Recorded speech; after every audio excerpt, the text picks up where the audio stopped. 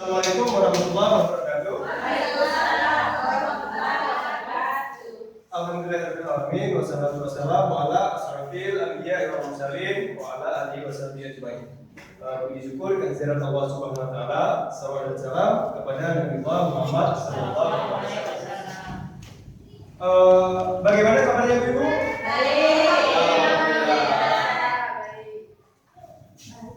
Alhamdulillah luar biasa. Baik, untuk hari ini itu kita masuk kepada materi pengasuhan dan pendidikan anak. Oke. Sebelum masuk kepada materi pengasuhan dan pendidikan anak, saya ingin melihat konsentrasi ibu dulu. Oke. Sekarang kalau saya bilang pegang telinga, pegang telinga, pegangnya hidung. Kalau pegang hidung, pegangnya telinga. Bisa? Bisa. Coba pegang hidung. Pegang hidung, pegang telinga. Kalau pegang telinga, oke, coba hidung. Telinga. Hidung. Telinga. Hidung. Telinga. Telinga. Oke. Oke, baik. Sudah mulai konsentrasi. Oke, kita masuk kepada pembahasan tentang pengasuhan dan pendidikan anak. Oke. Dalam hal pengasuhan dan pendidikan anak itu ada 4 cara yang harus kita terapkan dalam kehidupan kita sehari-hari. Yang pertama, mengingat hal baik yang membahagiakan sebagai orang tua. Mengingat hal yang baik membahagiakan sebagai orang tua.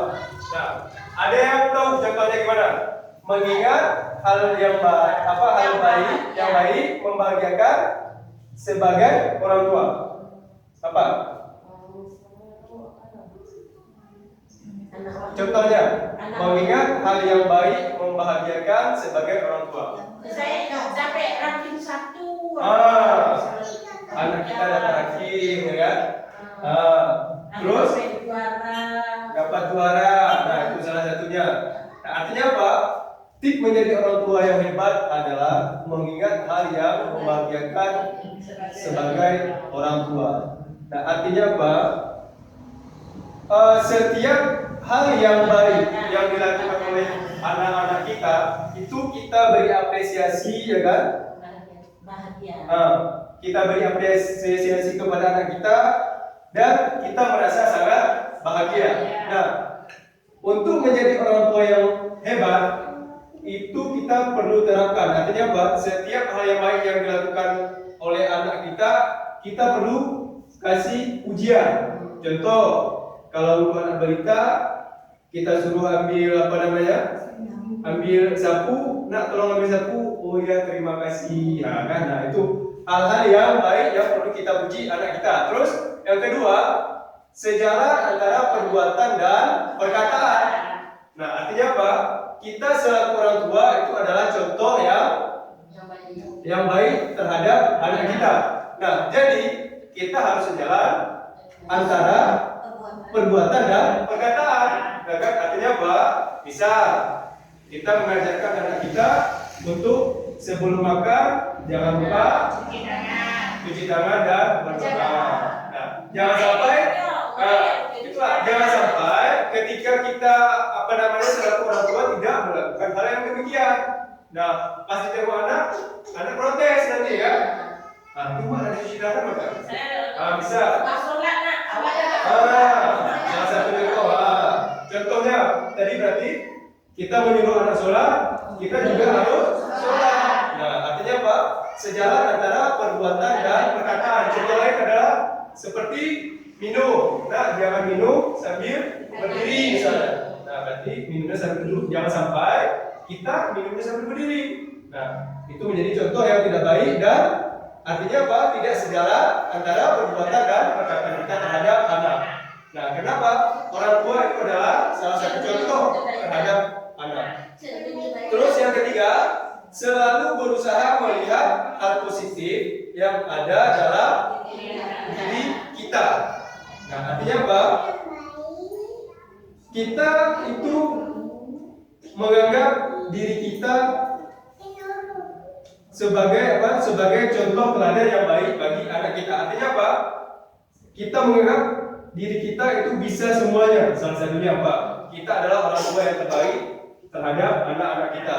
Nah, seperti yang sebelumnya, untuk menjadi orang tua yang terbaik terhadap anak, kita harus sejalan perkataan dengan perbuatan. Terus, setiap apa yang kita lakukan, kita menganggap kita bisa.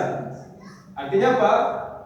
Perbuatan yang sesuai dengan perkataan tadi. Terus, sesuatu yang kita lakukan, itu kita harus tengok dulu, sanggup nggak kita lakukan? Kalau sanggup, kita lakukan. Karena apa? Itu bakalan menjadi contoh terhadap anak-anak kita. Terus yang terakhir, bersikap dan bertutur kata penuh kasih sayang tanpa kekerasan. Nah, ini yang paling penting yang terakhir, bersikap dan bertutur kata penuh kasih sayang tanpa kekerasan terhadap anak. Nah, ini adalah salah satu bentuk kasih sayang atau salah satu tips menjadi orang tua yang hebat di mata anak kita. Artinya apa? Anak itu memang banyak melakukan kesalahan, mungkin kan? Ketika anak kita melakukan kesalahan, sikap kita yang pertama adalah ini dia, bertutur kata dengan penuh kasih sayang, dengan lemah lembut. Nah, kita tidak serta-merta membentaknya. Nah, kita kasih tahu dengan baik-baik bahwasanya perbuatannya itu tidak baik dan tidak baik kekerasan. Nah, sebagian kita terkadang ketika anak kita melakukan kesalahan, misal ayahnya lagi ngopi, lalu anak berlari-lari, kopiahnya tumpah, kita cubit anak. Nah, itu hal yang salah. Tapi kita kasih tahu dengan bertutur dengan kasih sayang atau bertutur dengan baik, jangan lari-lari. Nah, itu kan sudah tumpah kopi ayah. Nah, cara lainnya apa? Kita suruh ambil. Nah, sekarang ambil kain lap, tolong dilap, bersihkan, lalu kalau dia udah besar, tolong buatkan kopi ayah yang lain. Nah, artinya apa? Tidak dengan kekerasan. Nah, terkadang kita kan emosi. Ketika anak kita lari main sama adik, pas kopi ayah tumpah, kita cubit. Nah, itu. Hal-hal itulah yang harus kita hindari untuk menjadi orang tua yang lebih hebat. Oke, kira-kira ada yang ingin bertanya? Bagaimana caranya orang tua jangan bersikap dan berkata yang kasar, karena kadang-kadang kan orang tua itu selalu melakukan Ya, keceplosan. Bagaimana caranya? Ya, sangat bagus ya. Ada pertanyaan itu bagaimana caranya menahan emosi, menahan atau menghindari emosi di hadapan anak-anak. Nah, salah satu cara yang bisa kita lakukan adalah pertama, mungkin kita ingat dulu hal-hal yang baik yang pernah dilakukan anak kita supaya apa? Kita ingat perilaku anak kita itu yang baik aja. Nah, itu yang satu. Yang kedua, untuk menahan emosi, kita menghindar dulu. Ketika anak kita berkesalahan, kita menghindar dulu, tarik nafas, tenangkan diri, lalu baru kita bertutur dengan baik. Nah, siapapun emosi ketika melihat misalnya anaknya membuat kesalahan. Tapi selaku kita orang tua, itu kita harus bisa menjaga emosi kita. Nah, salah satu caranya tadi, ketika emosi kita memuncak, kita menghindar dulu. Kita menghindar, terus beristighfar, ya kan? Astagfirullah, baru kita, setelah kita tenang, baru kita jumpai anak. Nah, besok-besok nggak boleh begini. Nah, baru kita nasihati setelah kita dalam keadaan tenang. Nah, jangan sampai pas kita emosi, kita melihat kesalahan anak kita emosi. Nah, efeknya lain. Ketika kita masih dalam keadaan emosi dan marah, itu bakalan terjadi kekerasan. Nah, artinya apa? Kita bisa jadi mencubit, memukul dan sebagainya. Nah, makanya untuk menenangkan diri, ketika ada kesalahan, kita menghindar. Kita menghindar, tarik nafas, istighfar. Setelah kita tenang, baru kita jumpai anak. Ya kan? Nah, terkadang ini yang lupa kita lakukan, ya kan? Kenapa? Karena terbawa emosi. Udah kita capek-capek misalnya masak di dapur dan ini tahu-tahu dia udah buat akhirnya menangis. Nah datang kita langsung cubit. Nah itulah artinya apa? Ini yang perlu kita hindari. Pas dengar adiknya nangis, aduh kita capek-capek masak, tahan nafas dulu, istighfar, setelah tenang baru jangan. Anak, kakak jaga adik dan jangan buat adik menangis. Artinya apa? Mama lagi masak. Kalau enggak bakal makan kita. Kan gitu. Nah, artinya apa? Tenangkan dulu diri kita, baru kita jumpai anak. Nah itu salah satunya. Oke, sangat bagus. Ada lain kira-kira? Ini saya Pak. Ini apa pengaruh anak? Apa maksudnya? Apa pengaruh anak kita itu memerang dia? Apa yang mengaruhi otak ini? Ya, kenapa kita bisa marah terhadap anak? Ya kan? Nah itu salah satunya. Pertama, mungkin salah satunya kurang komunikasi antara anak dan orang tua. Artinya apa? Orang yang terdekat yang paling utama dengan anak itu adalah kita. Nah, makanya kita itu tidak hanya menjadi orang tua terhadap kita, anak kita, tapi kita juga menjadi teman bagi anak kita.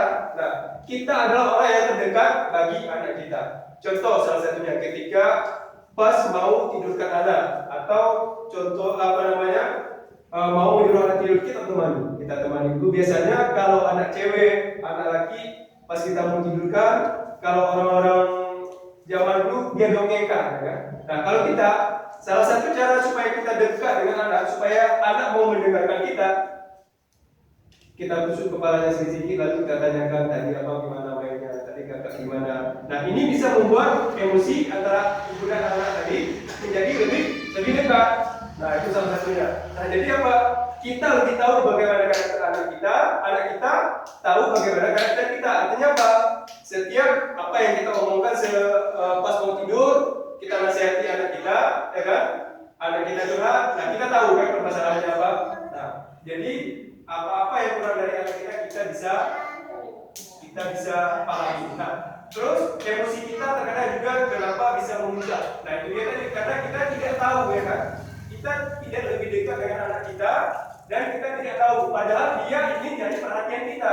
Nah ini mungkin apa yang selama ini kita lupa menjadi teman yang baik terhadap anak kita. Artinya apa? Selain kita menjadi orang tua, kita juga harus menjadi teman sebagai teman curhat, ya kan? Nah supaya kita tahu karakter anak kita, tahu apa yang diinginkan anak kita.